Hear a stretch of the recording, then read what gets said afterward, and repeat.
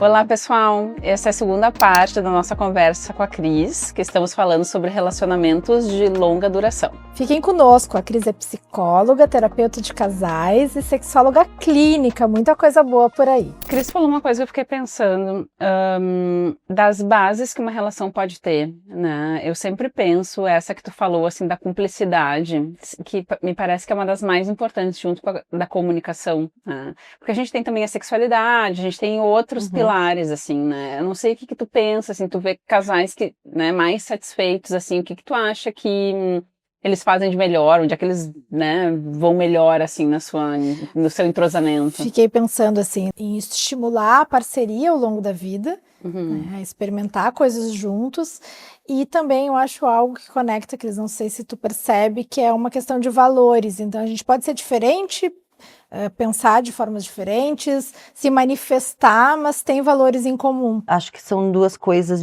um pouco diferentes, assim, né? Quando tu fala de pilares, eu gosto muito de pensar, né, nos pilares afetivo, erótico e sexual dentro de um relacionamento, e o afetivo é a base, né, de tudo, que é a cumplicidade que tu fala. Então, o pilar afetivo é a parceria, o carinho, é a amizade, né, é o cuidado, é tu saber que tu tem com quem contar, é tu sentir que tu não tá sozinha, né. Mas eu sempre digo para os meus casais, né, que esse pilar afetivo tu consegue encontrar em outros relacionamentos, né? Tu tem isso com uma melhor amiga, com os pais, com irmãos, né? E o que vai começar a tirar esse relacionamento desse lugar comum é o pilar afetivo, o erótico e sexual, né? Então entram esses pilares. Então, para mim, né, é importante a gente cuidar e nutrir esses três pilares. E eles não vão funcionar sempre do mesmo jeito e estar bem ao mesmo tempo, né? É importante que um possa sustentar a relação.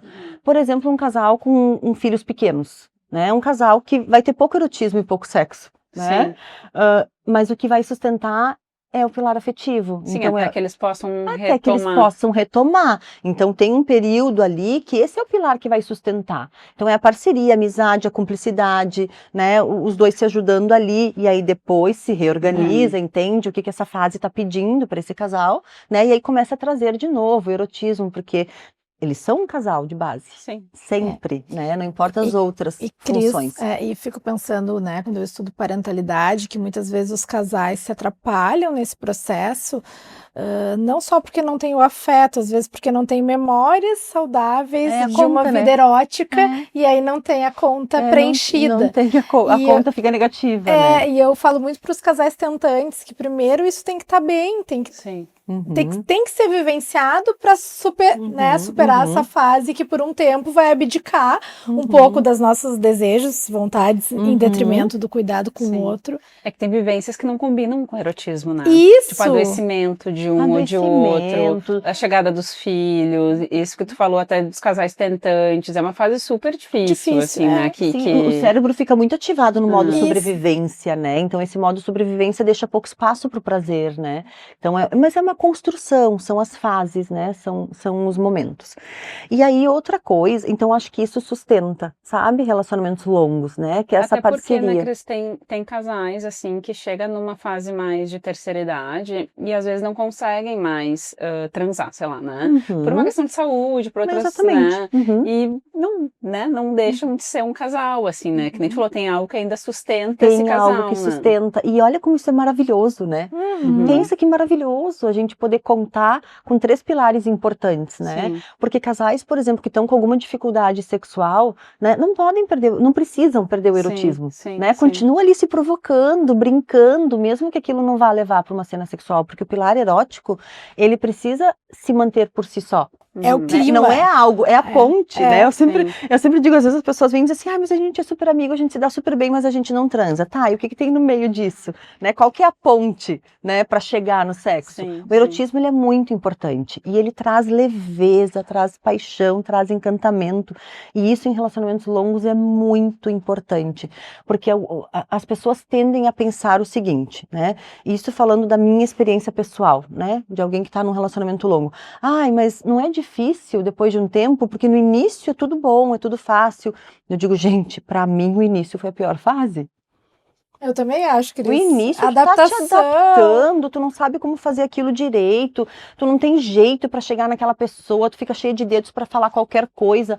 Depois, a coisa, ela toma uma outra proporção. Mas isso em casais que conseguem ser íntimos. Em casais que conseguem manter esses 3 pilares funcionando. Porque daí a intimidade depende do afeto, que é o que você estava falando antes, né? Porque daí o afeto, ele vai construir essa conexão afetiva, onde eu posso ser eu mesmo, onde eu posso falar sobre o que eu penso, onde eu posso falar minhas emoções, eu me sinto acolhida, eu me sinto seguro. Isso, um casal que decidiu ficar, que escolheu ficar e cuidar desse relacionamento. E daí eu tenho intimidade, daí eu acho que ao longo do tempo se torna, claro, que a gente falou, mais fácil por causa da mais fluido. Só que aí as pessoas tendem a pensar, tá, daí virou uma grande parceria, uma grande amizade. Não, porque não é que a gente tenha deixado de se apaixonar.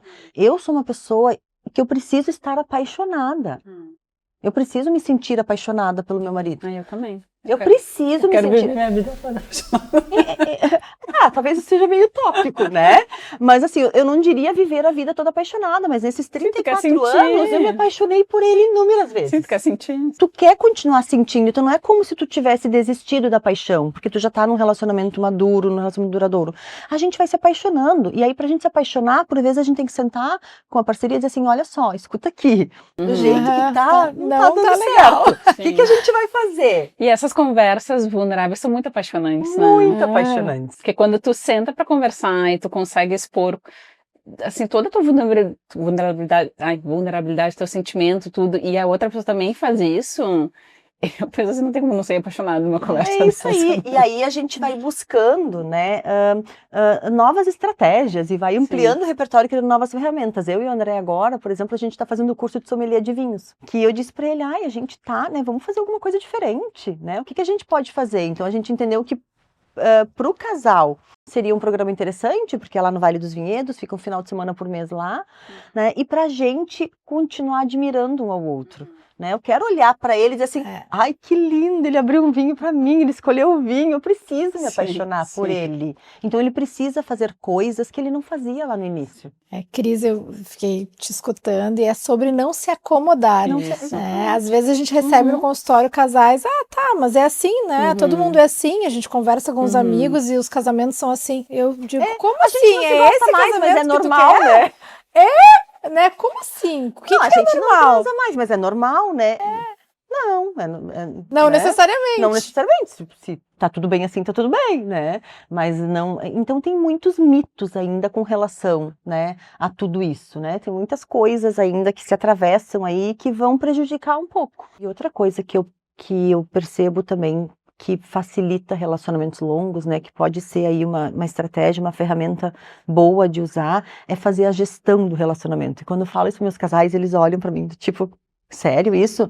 Eu digo, vocês não têm alta performance na profissão de vocês, no trabalho de vocês, porque não tem alta performance no casamento, né? Então, relacionamento a gente faz gestão, a gente senta com um caderninho na mão, com um lápis na mão, e aí coloca ali, o que precisamos melhorar, o que tu gosta em mim, o que tu não gosta mais em mim, né, o que eu faço que te irrita, né, o que a gente pode organizar. É muito legal isso, porque tem uma sociedade que está sempre em busca de algum nível de perfeição, e para atingir isso a relação fica para depois, então depois eu faço, primeiro eu vou fazer algo que é mais importante, entre aspas, como se aquilo fosse te possibilitar uma ascensão. E aí o casamento não cresce, o casamento paralisa. Exatamente, paralisa. E isso em relacionamentos longos acontece muito, né? Porque uma armadilha de relacionamentos longos, eu sempre falo que é essa sensação de que tá sempre junto. Sabe essa coisa? A gente já tá junto há tanto tempo. Então, tu tem uma sensação de que tu não precisa cuidar desse relacionamento hoje. Eu preciso falar sobre isso, mas não precisa ser hoje. Afinal de contas, a gente já tá ali. A pessoa tá ali. Tem tempo. A pessoa tá dormindo e acordando comigo há 20 anos, há 30 anos, há 40 anos. Tem tempo. Isso acontece muito no sexo. Né? Casais que diminuem a frequência sexual ao longo do tempo é porque tem essa sensação de continuidade. Sim, pode ser amanhã. Pode ser amanhã. Amanhã pode ser semana que vem. Amanhã vai estar aqui de novo. Amanhã eu transo. Não, amanhã a gente namora. Não, amanhã a gente faz. Então isso é uma armadilha do relacionamento longo, né? Colocar outras coisas à frente desse investimento por causa dessa necessário. sensação de completude, né? De que tá sempre ali. Não vai ter Tu fim. tira a prioridade, a importância da relação, né? Por ela ser estável, por ela estar... Exatamente, como se tu não precisasse olhar para aquilo, cuidar, alimentar. Bom, e agora aquela velha pergunta: o que fazer para manter essa chama do desejo, da paixão, do sexo acesa para casais que muitas vezes chegam sem repertório, sem ideias? Como ajudá-los a ampliar essas condições de possibilidade para melhorar a satisfação sexual? Então, vamos lá. Eu acho que esse também é um dos mitos, né? E algumas das preocupações que as pessoas têm, né? Como é que é transar com a mesma pessoa, né? Eu sempre digo, um dia eu vou escrever um livro ainda de como que é transar com a mesma pessoa por 34 anos e continuar gostando, né? Mas, claro, também não é um processo linear. Eu acho que a sexualidade, né, em relacionamentos longos, ela é algo que precisa ser muito bem cuidado, né? É um ponto, né, que precisa ser muito bem cuidado. Mas, quando a gente fala de ampliar repertório, né? Eu acho que tem coisas que acontecem muito antes da cama, né? Precisa acontecer muitas outras coisas, porque o desejo ele precisa de espaço, ele precisa de liberdade, de validação, de autorização, né? Então, criar essa cumplicidade, né, Mi, que tu tanto fala, né, no relacionamento, para que eles possam, inclusive, conversar sobre práticas. Né? Isso é muito Então, importante. exatamente. Então, tem casais que dizem para mim assim, Cris, a gente perdeu o jeito. A gente não sabe como começar, né? Por isso que eu bato tanto na tecla do erotismo, porque ele é a ponte para o sexo, né? Cuidar do erotismo, namorar, brincar, se o pegar, se repertório provocar. começa nesse momento, né? Começa o repertório maior começa em apostar que esses momentos de pele a pele, junto, isso que precisa, momentos né? de lazer vão conduzir a momentos de prazer. Exatamente, e a gente vai perdendo, né, nessa coisa do automático, aí a gente vai perdendo algumas coisas que a gente gostava lá no início do relacionamento que não lembra mais, né? Que às vezes são muito simples. Quase sempre são muito simples, né? Então ampliar repertório, para mim, abrange 1 milhão de coisas. E não é um bicho de 7 cabeças, né? Não. Às vezes são coisas que falam muito simples. E é gostoso, né? Eu digo para meus casais quando eu dou de tarefa, tarefinha boa, porque é divertido, né? É divertido, é gostoso, né? tem uma pitada de curiosidade, de euforia, de alegria, de vergonha, né? Então tu vai quebrando muitas coisas e aí no final tu percebe que tu te tornou uma pessoa muito mais inteira. Mas acho que a Jamile tá falando também que tem casais que perderam isso completamente. E aí resgatar é difícil, porque entra vergonha, não se sentem mais íntimos um do outro para fazer uma brincadeira, sabe? E às vezes não é resgatar, às vezes é criar coisas novas que ainda não fez, que ainda não conheceu. Porque assim, não sabe mais como tocar, não sabe mais como chegar, não sabe se manda uma mensagem vai ficar chato, se não vai ficar chato, sabe? Tem medo da reação. Tem vergonha, tem medo da rejeição, né? E isso é uma coisa que eu combino muito com os meus casais, assim, a questão da iniciativa pro sexo, né? Vamos equilibrar, porque quando só um toma iniciativa, gera feridas de apego, de rejeição e de abandono na outra pessoa. Então, assim, ampliar repertório, para mim, é a parte mais divertida, né, do relacionamento, mas ela requer uma boa base antes, né, para tu não precisar ter uma armadura, nem, né, chegar aí meio que pisando em ovos, assim, né, mas aí entra tudo. Tem que ter um conforto para isso fluir de modo natural. Exatamente, tem que ter um conforto, tem que ter um espaço para isso fluir de modo natural. E aí é a questão de usar a criatividade, né, então os casais, eles vão testando inúmeras, né, estratégias e ferramentas, né, mas desde uma conversa longa, desde marcar um encontro, desde propor um jantar, né, então eu combino com eles que cada vez um que vai organizar, né, criar rituais. Os casais não têm mais rituais que são do casal, sabe? E eu ia dizer, esses rituais geram uma expectativa e o que é a vida se não esperar coisas legais acontecerem. Exatamente. Não, e o quanto isso já é se apaixonar muitas vezes, né? Porque tu tá esperando que a pessoa vai fazer alguma coisa, já tá emocionado. Isso já tá fazendo. Porque daí tem a novidade também, né? Tem todo. Então, e tem um propósito compartilhado que aproxima. Exatamente, e aí é o momento também desse casal se redescobrir, né, tanto individualmente quanto em parceria, né, do que gosta, do que não gosta, e aí, gurias, é muito legal, porque às vezes eu recebo casais, assim, casados há 30 anos, e aí a gente vai falar ali de repertório, vai entender a linguagem sexual deles, e aí às vezes alguém responde alguma coisa e o outro olha e diz assim, sério mesmo? Tipo, né? Não Não sabia, sabia. né? Não sabia. Não, nunca quis te Ai, falar. coisa boa Tu se é surpreender tão bonito. com- Aham. É tão lindo, é tão surpreendente, Sim, né? sim. E uma coisa importante, né, que eu entendo, assim, sobre relacionamentos longos, que pra mim faz muito sentido, é entender que a sexualidade, ela vai mudando ao longo do A gente falou tempo. isso. Ela vai mudando, não é mais. E às vezes os casais, eles ficam muito ligados de como que era a relação sexual há 25 anos atrás. Eu diria até fixados no modelo idealizado que não acompanha a Que evolução. não acompanha, gente, os conflitos, os Não, boletos, o o corpo, os O corpo hormônios, muda, tudo, né? A resposta sexual muda, a vida, o né? entorno E aí, muda, né? e aí a tendência Sim. também é pensar que vai piorando. Não vai piorando. Tem que vai mudar. mudando. Tem que mudar. E às vezes fica muito melhor. É que se não muda, talvez pior, porque tu daí não tenta mais, porque não dá Exatamente, certo, não funciona exatamente. daquele jeito. Então, um casal que tá lá com seus 25, 30 anos de casamento é um casal que já não tem mais tantas preocupações financeiras, não tem preocupação com o filho, não precisa ir em reunião de escola, não precisa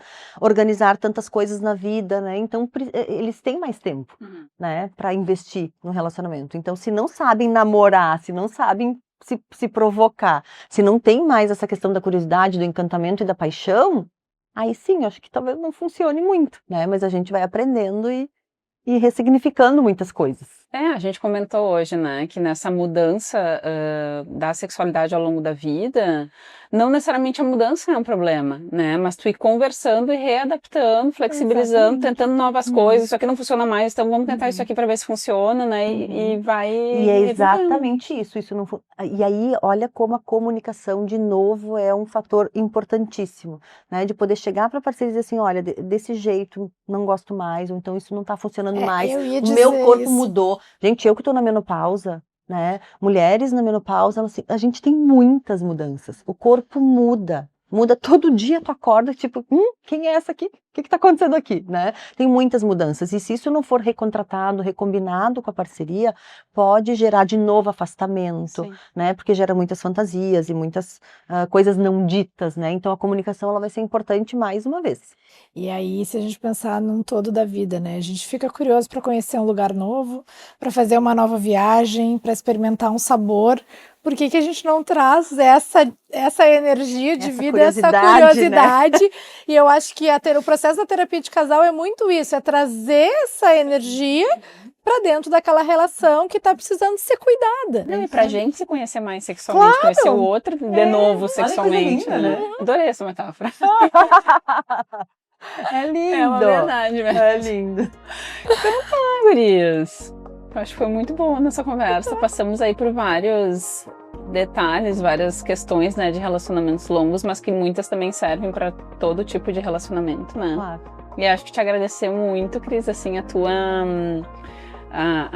experiência muito rica, né? Trouxe exemplos muito, muito ricos pra gente e com certeza para as pessoas que nos assistem também. Eu ia dizer, de forma genuína, afetiva e com essa mensagem, Cris, de que o amor pode sim conectar, e se a gente escolher diariamente estar com aquela pessoa, Tomar a decisão, né? tomar essa decisão, os casamentos de longo prazo podem sim não ser tão monótonos, mas sim divertidos, interessantes e sempre com novas coisas a descobrir. Então, muito obrigada por estar aqui. Eu que agradeço, gurias. Eu amei estar aqui com vocês. E quem gostou desse papo, possa compartilhar com pessoas que precisem escutar isso.